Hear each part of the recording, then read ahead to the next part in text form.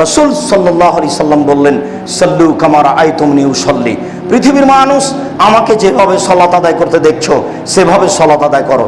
এই সময়ে তিনি বললেন না মহিলাদের ভিন্ন, পুরুষদের ভিন্ন, পৃথিবীর সকল পুরুষ নারীকে বললেন আমাকে যেভাবে সালাত আদায় করতে দেখছো সেভাবে সালাত আদায় করো। আল্লাহ রাসূল তো বেঁচে নেই, তাহলে কিভাবে দেখবেন? তিনি চলে গেলেন, বলে গেলেন আমি দুটো জিনিস রেখে গেলাম, কোরআন আর হাদিস। তাহলে দেখে সালাত আদায় করতে হবে।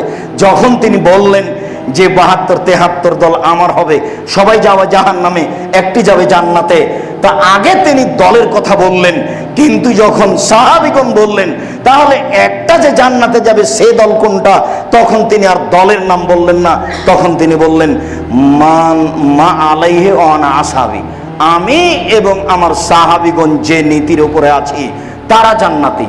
আমি এবং আমার সাহাবীগণ যে নীতির উপরে আছি, এই নীতির উপরে যে ব্যক্তি থাকবে, আমার এবং আমার সাহাবীর নীতিতে যে থাকবে সেই জান্নাতি। তাহলে আর দল নেই, নীতি বলতে আল্লাহ রাসূল, নীতি বলতে সাহাবীগণ, এই নীতির উপরেই ইবাদত চলবে, এই নীতির উপরেই কর্মজীবন চলবে, তাহলে আপনি সফল হতে পারবেন। তাছাড়া বাঁচার কোনো পথ নেই, কোনো লোকের দোহাই দিয়ে, কোনো দলের দোহাই দিয়ে। আল্লাহু আকবার বলে সালাত আরম্ভ করবেন, আল্লাহু আকবার বলার পূর্বে কোনো কথা চলবে না। সুন্দর করে ওযু করবেন, ওযু করে নিয়ে বলবেন আশহাদু আল্লা ইলাহা ইল্লাল্লাহু ওয়াহদাহু লা শারীকা লাহু ওয়া আশহাদু আন্না মুহাম্মাদান আবদুহু ওয়া রাসূলুহু। এই দোয়া পড়েন, জান্নাতের 8টি দরজা খুলে গেছে, জান যেটা দিয়েছে। খুব খেয়াল করে ওযু করে এই দোয়া পড়ার চেষ্টা করবেন। আমরা যেটা পড়েছিলাম, মুখস্থ করেছিলাম, ওতে নেকি হবে, তবে কি নেকি হবে এই কথা আল্লাহ রাসূল বলেননি। আমরা মসজিদে যখন মুখস্থ করতাম, আমার চাচা খুব কঠোর মানুষ, লাঠির মাধ্যমে আমাদের মুখস্থ করাতেন। ওযু করার শেষে এই দোয়া পড়তে হয়, আল্লাহুম্মা জালনি মিনাত তাওয়াবিন ওয়া জালনি মিনাল মুতাতাহিরিন।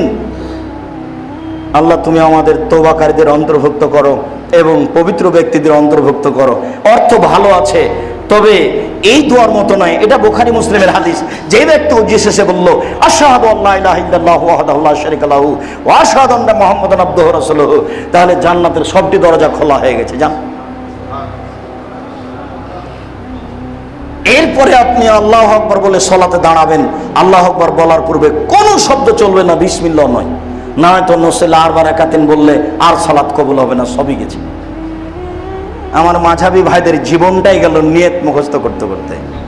জানি না হুজুর কেন তাদের এভাবে ফাঁকি দিচ্ছেন, প্রতারণা দিচ্ছেন, আল্লাহই ভালো জানেন। আল্লাহু আকবার, কাঁধ সামনাসামনি হাত উঠাবেন, এইভাবে করবেন না। আল্লাহু আকবার, আল্লাহু আকবার, এরকম করবেন না। আল্লাহু আকবার, এরকম করবেন না। আল্লাহু আকবার। আমার মুসলিম বোন মসজিদে যারা আছেন তারা তো দেখতে পাচ্ছেন না, বাড়িতে গিয়ে দেখিয়ে দিবেন, কাঁধ সামনাসামনি হাত উঠবে, আঙ্গুলগুলি আকাশের দিকে, হাতের তালুটা কেবলামুখী, এরকম, তাহলে সুন্দর হবে। আল্লাহু আকবার বললে ডান হাতের কবজি বাম হাতের কবজির উপরে রাখবেন, বাহুর উপরে রাখতে পারেন 2টাই সহিহ হাদিস, বুকের উপরে রাখবেন 5টি সহিহ হাদিস, নাভির নিচে রাখবেন 3টি জাল জয়ীফ হাদিস। আমল সহিহ হাদিসের প্রতি করার চেষ্টা করতে হবে। সুবহানাকা আল্লাহুম্মা ওয়া বিহামদিকা ওয়া তাবারাকা ইসমুকা ওয়া তাআলা জাদ্দুকা লা ইলাহা গায়রুক, এটা দোয়া পড়া যায়, এটা সুন্দর। তবে যেটা দোয়া মুখস্থ আছে, খুব তথ্যবহুল দোয়া, সেটা বলেন আল্লাহুম্মা বাঈদ বাইনি ওয়া বাইনা খাতায়ায়া কামা বা'আদতা বাইনাল মাশরিক ওয়াল মাগরিব, আল্লাহুম্মা নাক্কিনি মিনাল খাতায়া কামা ইয়ানক্কা সাওবুল আবিজ মিনাদ দানাস, আল্লাহুম্মা আগসিল খাতায়ায়া বিল মাই ওয়াস সালজি ওয়াল বারাদ। হে আল্লাহ, তুমি আমাকে আর আমার পাপকে অত দূরত্বে রাখো, পূর্ব এবং পশ্চিমকে তুমি যত দূরত্বে রেখেছো। আল্লাহ, তুমি আমার পাপকে ধুয়ে দাও, যেমন ভাবে সাদা কাপড়কে ময়লা থেকে ধুয়ে পরিষ্কার করা হয়। আল্লাহ, তুমি আমার পাপকে পানি দিয়ে, স্বচ্ছ পানি দিয়ে, ঠান্ডা পানি দিয়ে, বরফ দিয়ে, তুষার দিয়ে ধুয়ে পরিষ্কার করে দাও। আউযু বিল্লাহি মিনাশ শাইতানির রাজিম, বিসমিল্লাহির রহমানির রহিম। বিতাড়িত শয়তান থেকে পরিত্রাণ চাচ্ছি, বিসমিল্লাহির রহমানির রহিম। আল্লাহ পরম দাতা দয়ালুর নামে আরম্ভ করছি, আলহামদুলিল্লাহি রাব্বিল আলামিন। বিশ্ব জগতের প্রতিপালকের প্রশংসা, আর রহমানির রহিম, তিনি হচ্ছেন পরম দাতা দয়ালু, মালিক ইয়াউমিদ্দিন, তিনি হচ্ছেন বিচার দিনের মালিক। ইয়াকা না'বুদু, একমাত্র তোমার ইবাদত করি, ওয়া ইয়াকা নাস্তাইন, একমাত্র তোমার নিকটে সাহায্য চাই। ইহদিনাস সিরাতাল মুস্তাকিম, তুমি আমাকে সোজা সঠিক পথ দেখাও। সিরাতাল লাযিনা আন'আমতা আলাইহিম, ওদের পথ তুমি দেখাবে যাদের ভালোবেসেছো, যাদের দয়া করেছো। গায়রিল মাগযুবি আলাইহিম ওয়ালাদ দাল্লিন, ওদের পথ দেখায়ো না যারা ভ্রান্ত, যাদের উপরে তুমি অসন্তুষ্ট হয়েছো। আমিন। দীর্ঘ সময় ধরে তোমার দরবারে যে প্রার্থনা করলাম, এই প্রার্থনা তুমি কবুল করো। জরুরি কথা, সূরা ফাতিহাতে মাত্র একটি কথা আছে, জরুরি কথা। সূরা ফাতিহাতে মাত্র একটি কথা আছে, একটি বাক্য, সেটা হলো ইহদিনাস সিরাতাল মুস্তাকিম। তুমি আমাকে সোজা পথ দেখাও। কে বলছে দেওয়ানবাগি পথে আসো, কে বলছে চরমনয়ে আসো, কে বলছে ফুরফুরাতে আসো, কে বলছে খারেজি পথে আসো, কে বলছে শিয়া পথে আসো, কে বলছে সুন্নি পথে আসো, কে বলছে মাঝহাবি পথে আসো, আরো কত কি বলে, অনেক পথ। তুমি আমাকে সোজা সঠিক পথ দেখাও। শুধুমাত্র এই কথাটা বলা হয়েছে, একটি বাক্য সূরা ফাতিহাতে রয়েছে। আগের বাক্যগুলি তাকে প্রশংসামূলক বলা হয়েছে, যেন আমার কথাটা মানে। দেখো, সব প্রশংসা তোমার, তুমি পরম দাতা দয়ালু। আমি কিন্তু একটা কথা বলবো, সেই জন্য এত কিছু বলছি। তুমি বিচার দিনের মালিক। আরে সাহায্য তো তোমার কাছেই চাই, এবাদত তো তোমারই করি। তো আমার একটা কথা শোনো না, আমাকে সোজা পথ দেখাও। এই কথাটা আবার বলা হচ্ছে। ওদের পথ দেখাবে যাদের ভালোবেসেছো, ওদের পথ দেখায় না যাদের খারাপ বেসেছো। নেন, একটাই কথা। হঠাৎ কারো কাছে কিছু চাইলে হঠাৎ বলা যায় না, 10,000 টাকা দেন তো আমার ছেলের হাত ভেঙে গেছে। কে তুমি বলার তো ঢং দেখছি খুব। আপনি তো খুব ভালো মানুষ, মানুষকে ঋণ দিয়ে থাকেন, কর্জ দিয়ে। এখানে আমি খুব বিপদে পড়েছি, যদি আপনি 10,000 টাকা দিতেন আমার খুব ভালো হতো, তাহলে লোকটা নরম হতে পারে। আল্লাহকে একটা বাক্য বলছেন, তাই এতক্ষণ যাবৎ প্রশংসা, প্রশংসা করলে খুশি হন। এই জন্য দুয়ার সূচনাতে তাকে কিছু বলা লাগে। তাকে যখন কিছু বলবেন তখন নরম হয়ে যায়। হ্যাঁ, আমাকে বুঝে আমার প্রশংসা করেছে, আচ্ছা ঠিক আছে, তুমি যা চাইলে আমি তা দিলাম, একটু বলার ঢং। আবার বলা হচ্ছে শেষে, আরো তো তুমি অনেককে ভালোবেসেছো, ইব্রাহিম আলাইহিস সালামকে ভালোবেসেছো, ওটা দেখাও। নূহ আলাইহিস সালামকে ভালোবেসেছো, ঈসা মুসাকে ভালোবেসেছো, ওটা দেখাও আমাকে। কত তোমার প্রিয় বান্দা আছে, সেটা আমাকে দেখাও। এতক্ষণ পর্যন্ত যে প্রার্থনা করলাম তুমি আমার কবুল করো। 114টি সূরা আছে, 113টি সূরার শেষে আমিন শব্দ নেই, শুধুমাত্র একটি সূরাতে আমিন আছে, সেটা সূরা ফাতিহা। এই জন্য মানুষ সূরা ফাতিহা পড়তে বাধ্য। একা থাকলেও পড়বে, জামাতে থাকলেও পড়বে, ইমাম হলেও পড়বে, মুক্তাদি হলেও পড়বে, কেরাত সরাবে হলেও পড়বে, নীরবে হলেও পড়বে। প্রত্যেকটা মানুষকে সূরা ফাতিহা পড়তে বাধ্য। সূরা ফাতিহা একটা ব্যতিক্রম সূরা, আশ্চর্য ধরনের অভিনব সূরা। এরকম সূরা কোরআন মাজিদে নেই, যেই সূরা পড়তে সালাতে প্রত্যেকটা মানুষ বাধ্য, পড়তেই হবে। হুজুর আমাদের ফাঁকি দিয়েছে, হুজুর বলছে ইমাম পড়লেই হবে, ভুল হিসাব। বিসমিল্লাহির রহমানির রহিম। পরম দাতা দয়ালু নাম আরম্ভ করছি, যে কোনো একটা সূরা। ইন্না আতাইনাকাল কাউসার। মুহাম্মদ, আপনাকে অনেক কিছু দান করেছি। ফাসাল্লি লিরাব্বিক, আপনি আপনার প্রতিপালকের জন্য সালাত আদায় করুন। অনহার, আপনি কুরবানি করুন। ইন্না শানিআকা হুয়াল আবতার, নিশ্চয়ই আপনার শত্রুরাই হচ্ছে নির্বংশ, নির্মূল। ওরা কি বলে? ওরা তো আপনার শত্রু, ওদেরই বংশসূত্র নেই, আপনার সবকিছু আছে। এই কথা বলে আল্লাহু আকবার বলে হাত খুলে দিয়ে ওই পর্যন্ত উঠাবেন। সব জায়গাতে হাত উঠাতে হবে, এ কথাই চূড়ান্ত। শত শত সহিহ হাদিস রহিত হয়ে গেছে প্রতারণা দিয়ে। পৃথিবীর লক্ষ লক্ষ মানুষকে ধোঁকা দেওয়া হচ্ছে, বলেও কোনোদিন এই কাজ করবেন না। আজও কোরআন হাদিস পড়ে আছে। ঢাকা শহরে বসবাস করেন, গেট থেকে বের হয়ে বই কিনা যাবে, বাড়িতে বই আছে। একটু দেখেন না সালাত অধ্যায়, সব জায়গাতে হাত উঠাতে হবে, যাওয়ার সময়তেও আসার সময়তেও।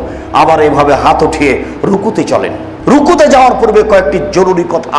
হাত দুটি রডের মতো সোজা হয়ে থাকবে, আঙ্গুলগুলি খোলা খোলা থাকবে, হাঁটুকে চেপে ধরে থাকবেন, কোমর থেকে সামনের ওজন হাতের উপরে থাকবে, পিঠের লম্বা হাতটা একবার সোজা হয়ে থাকবে, মাথা উঁচুও হবে না, মাথা নিচুও হবে না, পিঠের উপরে যেন একটা গিলাস রাখলে থেকে যায়, এইভাবে করবেন। আপনার স্ত্রীকে গিয়ে দেখেন এমনিতে হাঁটুতে হাত দিয়ে আছে, ওই সালাত হবে না।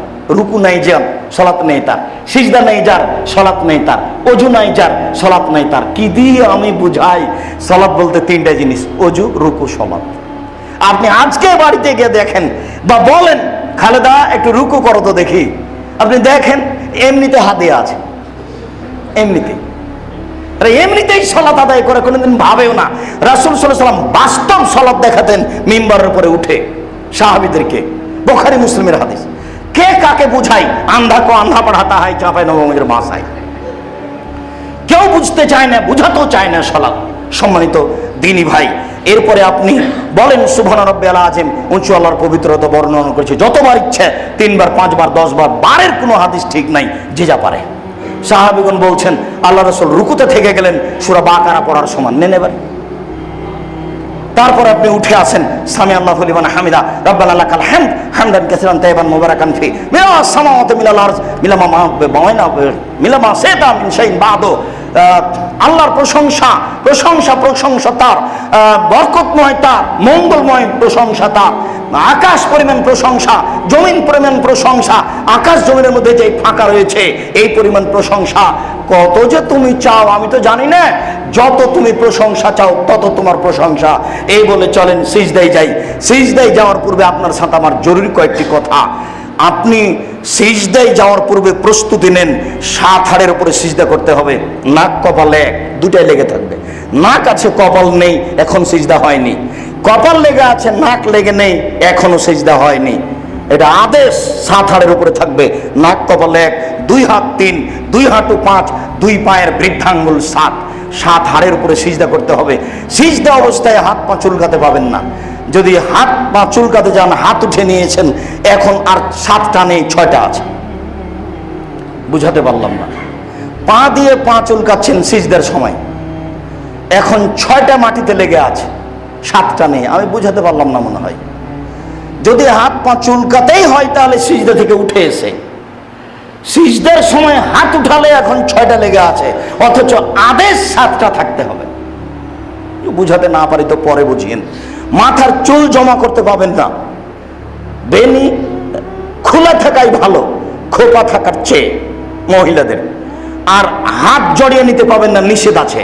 একবারে জরুরি হাত খুলে সালাত আদায় করতে হবে।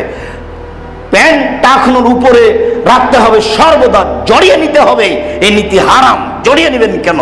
টাকনুর নিচে কাপড় রাখলে আল্লাহ তার সাথে কথাই বলেন না, এই ভালোবাসা কেন? আপনাকে শতবার বলেছি সন্ধ্যা হতে হতে প্যান্ট কেটে নিতে হবে। যদি আপনি না কাটেন তাহলে আপনি বক্তব্যের সাথে মুনাফিকি করেন, এই কথাই ঠিক। মুনাফিকি করে কি সফলতা অর্জন করতে চান? কে আপনাকে এই পথে চলতে বলেছে? বলে হিসাব। মুনাফিক বলে নিজেকে একটু মনে করেন না যে বক্তব্য শুনেছিলাম কিন্তু মানি না, বক্তব্য শুনেছিলাম কিন্তু মানি না। আর টাকনুর উপরে কাপড় ধরলে কেমন কেমন লাগে, তার মানে আপনার ভিতরে অহংকার বিরাজ করে, আপনার ভিতরে ইতস্ততাবোধ বিরাজ করে, তাই কেমন কেমন লাগে, ঠেঙ্গা ঠেঙ্গা লাগে। লাগুক, এটাই ইমানি পরিচয়। টাকনুর নিচে কাপড় যাবে কেন? যাতে আল্লাহ কথা বলেন না, এই হিসাব থাকবে কেন? সন্ধ্যা হতে হতে কাপড় কেটে নেওয়ার জন্য আন্তরিকভাবে অনুরোধ জানাচ্ছি। সম্মানিত দিনী ভাই, 7 হাড়ের উপরে সিজদা করবেন। কানের পাশে থাকবে, রাখবে 2 হাত, আর কনুইকে এভাবে উঁচু করে রাখবেন। নিচে দিয়ে ছাগলের বাচ্চা পার হতে পারে। নারী পুরুষ একই হুকুম। মহিলাদেরকে বুককে উরুর সাথে লাগিয়ে সিজদা করতে হবে। এর প্রমাণে 4টা জাল হাদিস আছে। এই নীতি বাতিল, এই নীতি বাতিল, এই নীতি বাতিল। মহিলাদেরকে ওইভাবেই সিজদা করতে হবে যেভাবে পুরুষকে করতে হবে। মহিলা পুরুষের পেটের নিচ দিয়ে যেন ছাগলের বাচ্চা পার হতে পারে, এটাই হিসাব, এটাই চূড়ান্ত হিসাব। কোনো জন্য পাশে না লাগা থাকে, একবারে ফাঁক থাকে, এ কথাই ঠিক। সুবহান রাব্বিল আলা বলুন যতবার ইচ্ছে, আরো বলুন, আরো দোয়া আছে। উঠে আসেন, আল্লাহ মাগফিরলি ওয়ারহামনি ওয়াহদিনি ওয়াফিনি ওয়ারজুকনি। হে আল্লাহ, তুমি আমাকে খেতে দাও, আমার প্রতি দয়া করো, আমাকে হেদায়েত দাও, আমার প্রতি রহমত নাযিল করো। আরো দোয়া আছে। এরপরে আবার যান সিজদায়, সিজদা থেকে আসেন, তারপরে আরেক রাকাত পড়েন আত্তাহিয়াতু, আত্তাহিয়াতু লিল্লাহি ওয়াস সালাওয়াতু ওয়াত তাইয়্যিবাতু, আসসালামু আলাইকা আইয়ুহান নাবিয়্যু। সমস্ত ইবাদত আল্লাহর জন্য। হে নবী, আপনার উপরে শান্তি অবতীর্ণ হোক। আসসালামু আলাইনা ওয়া আলা ইবাদিল্লাহিস সালিহিন। শান্তি ভালো মানুষের উপরে অবতীর্ণ হোক, শান্তি আমাদের উপরে অবতীর্ণ হোক। আশহাদু আল্লা ইলাহা ইল্লাল্লাহ, আমি সাক্ষ্য দিচ্ছি আল্লাহ ছাড়া কোনো মাবুদ নাই। ওয়া আশহাদু আন্না মুহাম্মাদান আবদুহু রাসূলুহু, আমি সাক্ষ্য দিচ্ছি মুহাম্মদ আল্লাহর রাসূল এবং তার বান্দা। আল্লাহুম্মা সাল্লি আলা মুহাম্মাদি ওয়া আলা আলি মুহাম্মাদ কামা সাল্লাইতা আলা ইব্রাহিম ওয়া আলা আলি ইব্রাহিম ইন্নাকা হামিদুম মাজিদ। হে আল্লাহ, তুমি মুহাম্মদ সাল্লাল্লাহু আলাইহি সাল্লাম ও তার বংশধরের প্রতি শান্তি অবতীর্ণ করো, যেমন ভাবে ইব্রাহিম আলাইহিস সালাম ও তার বংশধরের প্রতি শান্তি অবতীর্ণ করেছো। তুমি প্রশংসনীয়, তুমি জ্ঞানী। আল্লাহুম্মা বারিক আলা মুহাম্মাদি ওয়া আলা আলি মুহাম্মাদ কামা বারাকতা আলা ইব্রাহিম ওয়া আলা আলি ইব্রাহিম ইন্নাকা হামিদুম মাজিদ। হে আল্লাহ, তুমি মুহাম্মদ সাল্লাল্লাহু আলাইহি সাল্লাম ও তার বংশধর প্রতি বরকত নাজিল করো, যেমন ভাবে ইব্রাহিম আলাইহিস সালাম ও তার বংশধর প্রতি বরকত নাজিল করেছো। তুমি প্রশংসনীয়, তুমি জ্ঞানী। আল্লাহুম্মা ইন্নী যালামতু নাফসি যুলমান কাসীরা। হে আল্লাহ, জীবনে খুব পাপ করেছি, ফাগফিরলি, তুমি আমাকে ক্ষমা করো। মাগফিরাতাম মিন ইনদিক, ক্ষমা একমাত্র তোমার পক্ষ থেকে হয়ে থাকে। ওয়ারহামনি ইন্নাকা আনতাল গাফুর রহিম, তুমি দয়া করো, তুমি ক্ষমা করো। তুমি যদি দয়া না করো, তুমি যদি ক্ষমা না করো, কে করবে? আল্লাহ, আমি নাউযু বিকা মিন আযাবি জাহান্নাম, তোমার কাছে জাহান্নামের শাস্তি থেকে বাঁচতে চাই। ওয়াউযু বিকা মিন আযাবিল কবর, তোমার কাছে কবরের শাস্তি থেকে বাঁচতে চাই। ওয়াউযু বিকা মিন ফিতনাতিল মাসিহিদ দাজ্জাল, তোমার নিকটে দাজ্জালের ফিতনা থেকে বাঁচতে চাই। আল্লাহ, আমি নাউযু বিকা মিনাল মাসামিল মাগরাম, বড় পাপ এবং ঋণ থেকে বাঁচতে চাই। আরো যত দোয়া কোরআনের আছে, হাদিসের আছে, সব পড়েন। বিশেষভাবে রব্বিক ফিরলি বলে বলে দাইয়ে বলে মান দাখালা বাইতে মুমিনাল ওয়াল মুমিনিন ওয়াল মুমিনাত। আল্লাহ, তুমি আমাকে ক্ষমা করো, আমার বাপ মাকে ক্ষমা করো, সকল পুরুষ নারী মুসলমানকে ক্ষমা করো। বিশেষভাবে রব্বির হামহুমা কামা রাব্বায়ানি সাগীরা। আরো আসসালামু আলাইকুম ওয়া রাহমাতুল্লাহ, আসসালামু আলাইকুম ওয়া রাহমাতুল্লাহ। এ হলো সালাত। এখন যা হবে তা জিকির। সম্মানিত মসজিদের মুসল্লি, আমরা আপনাদের সামনে বলছিলাম সালাত আল্লাহকে ডাকার একটা ব্যতিক্রম মাধ্যম। শুরু থেকে শেষ পর্যন্ত আমরা আল্লাহকে কিভাবে ডাকি তার একটা নমুনা পেশ করলাম। আল্লাহ, আমাদের যারা মারা গেছে তুমি তাদের কবরের শাস্তি মাফ করো। আমরা যারা অসুস্থ তুমি তাদের আরোগ্য দান করো। আমরা যারা বেঁচে আছি তুমি তাদেরকে তোমার রাসূলের পদ্ধতি অনুযায়ী চলার তৌফিক দান করো। যারা অসুস্থ, হাসপাতালে আছে, বাড়িতে আছে, এখানে আছে, অসুস্থতার জন্য দোয়ার দাবি জানিয়েছে, আল্লাহ তুমি তাদের আরোগ্য দান করো। আমাদের যারা মারা গেছে তুমি তাদের কবরের শাস্তি মাফ করো, তাদের কবরকে প্রশস্ত করো, তাদের কবরকে আলোকিত করো। তুমি আমাদেরকে তোমার রাসূলের পদ্ধতি অনুযায়ী চলার তৌফিক দান করো। তুমি বিশেষ রহমত দিয়ে আমাদেরকে সালাত আদায় করার পথ খুলে দাও। আমরা যেন সপরিবারে সুন্দরভাবে সালাত আদায় করতে পারি, তুমি এই তৌফিক দান করো।